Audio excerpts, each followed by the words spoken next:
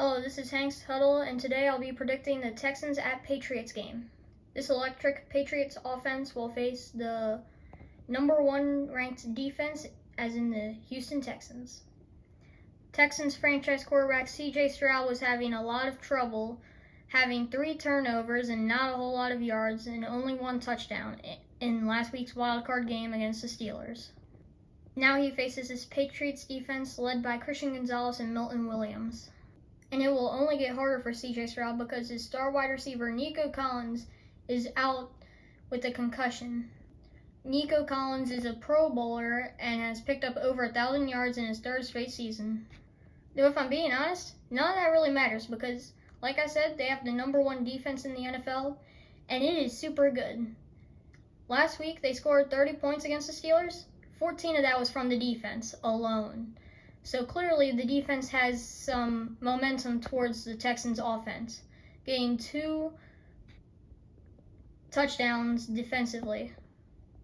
Though this Texans defense will have to face a very good quarterback, potential MVP, as in Drake May. He has been balling this year, throwing deep touchdown passes and more deep touchdown passes than short touchdown passes, and even some rushing touchdowns. Drake May will probably go up against his hardest opponent yet. The Texans defense, like I said, no joke. Even though he's the current possible MVP candidate, he's facing a super duper hard defense that he hasn't played before, so it'll be tough.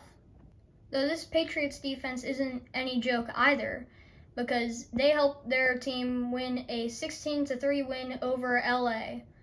So even though it was a pretty ugly win, the defense definitely showed that it is still a good unit against one of the top offenses, and they have what it takes.